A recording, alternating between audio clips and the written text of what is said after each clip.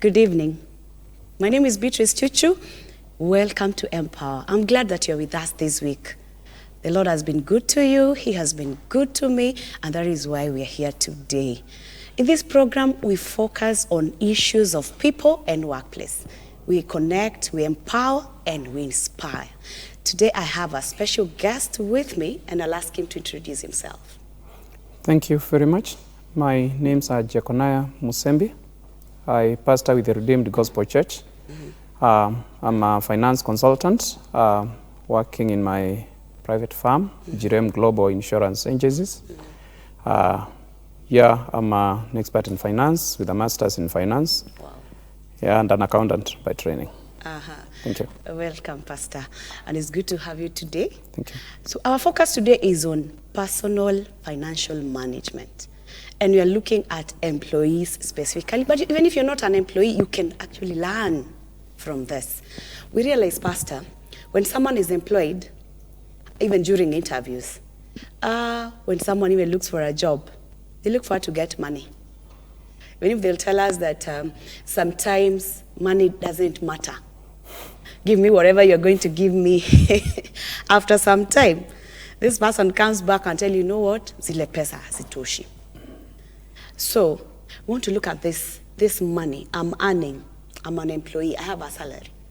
So, as an employee, how best can I manage my finances?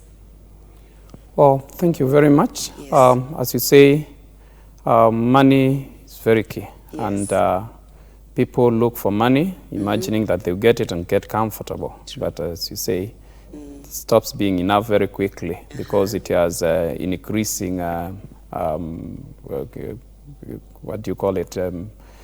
It has increasing need. As you get it, it expands its need. Yeah. Yes. So the main thing that you need to begin with, and I hope this could be taught from our basic schools, from primary schools going up before people start looking for jobs. Yes. It's something called financial or personal financial planning. Personal financial planning is very, very important in personal financial management. Yes. Personal financial planning has 5 elements. Wow. These elements are the income itself, the money that you have, how much is it. Yes. Number 2 is the spending. When you get money, you have to spend it. Another element of this money Yes. or financial planning is the saving of that money. As you spend, you have to save. True. But saving is not, again, enough because things happen and you can sweep your savings in a day. Yeah. The third or the fourth element is investing. Wow. And the last element is called protection Protection. of that money. Those are very key things. I'm eager to see, to Probably- learn all those, yeah? Probably to hear something about the money that you know. About spending, where you have money, there are the needs that you have to say to serve with that money. That Yes. is the spending, how you dispense your money out. It could be buying something that you want, supporting people, doing projects and that kind of thing. Yes. That is spending. Saving. Saving is the money that you set aside regularly from your income. And you talked about employees. Whether you have a salary coming at the end of the month or at the end of the day or at the end of the week, or you're doing your own business, you're also employed. You've employed yourself, and so that is income. Yes. So on a regular basis, you have to commit yourself to how much you will be keeping aside for saving.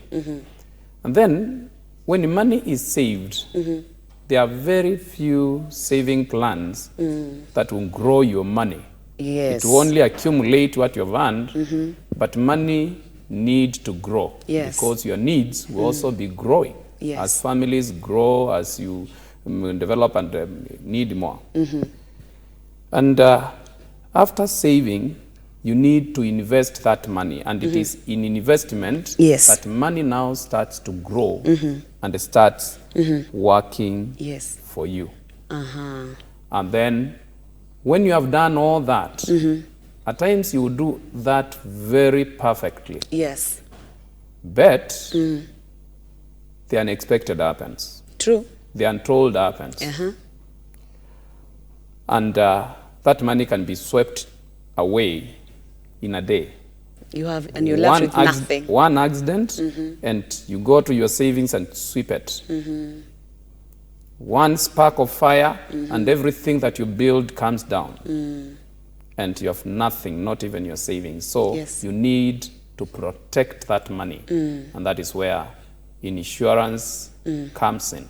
Okay. Insurance of where you've kept your money, insurance of the projects that you have put your money in, insurance of those investments, and insurance of your own person, your life, as the person that is earning this money. All right. Those are two things. Then the other way of managing your personal finances is by getting knowledge that is relevant, reading books, attending seminars, Yes. consulting experts, and they will equip you. Thank you. Okay. Maybe ask something. You've talked about saving.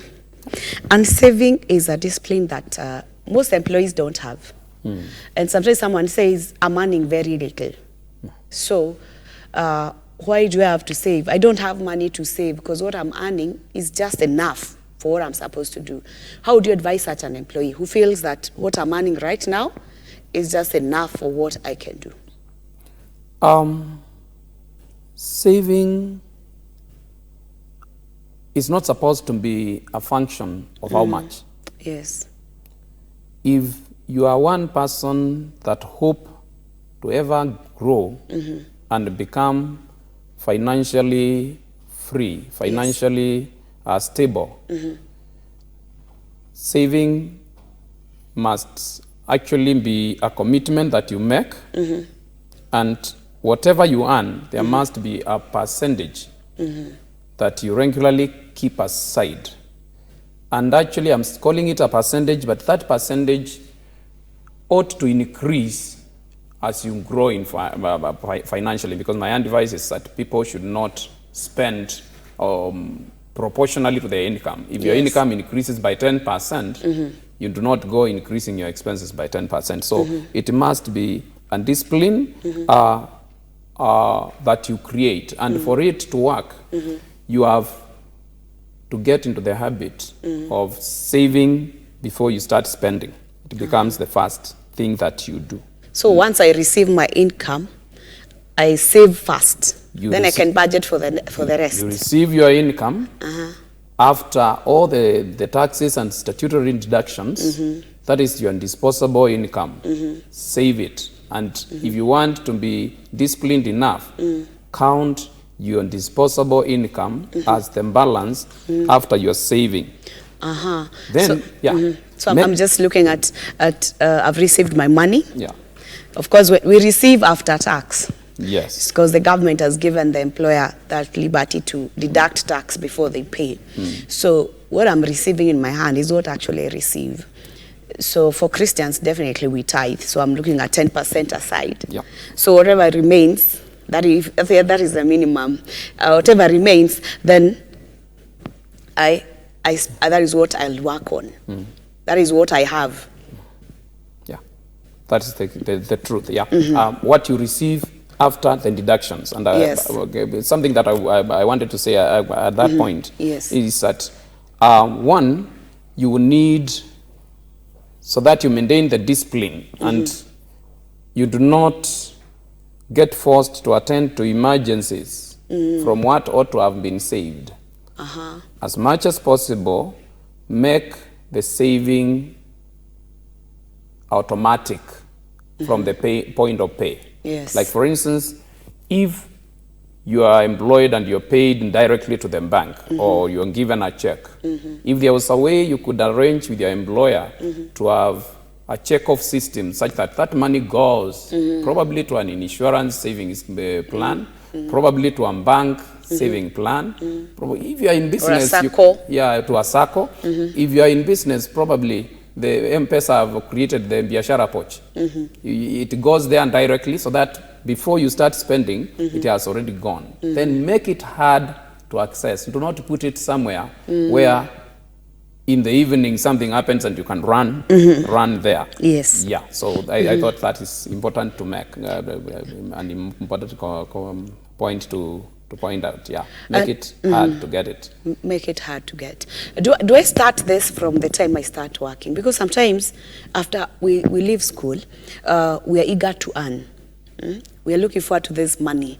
Plans are already there. And I'm thinking that I want to spend, I want to feel the money. So when do I start saving? How would you advise me? I've just finished school. Do I give myself like 5 years to enjoy my cash? Then again I start?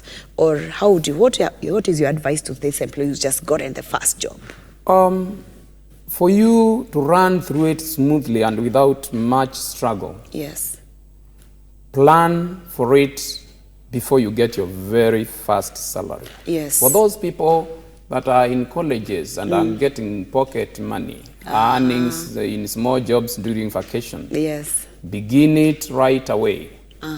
And let it be that discipline that you are never going to struggle with. Those of us that probably did not hear this during their school days and went to work and started working and thought that it was time for them to support everybody that supported them and go contributing to every fundraising and for coffees everywhere. You must know I'm working. It became a struggle for us to get to that discipline. So begin as soon as immediately. Before the salary comes, let your budget be there and let your tithe and saving be somewhere intact. The rest is your disposable. And I think it's maybe sometimes why we don't save when we just start or working, or even when you're doing those jobs, even as we study, is because we don't know maybe the importance of the saving. I think it's a key thing, even for people to be trained how to save, be it in schools,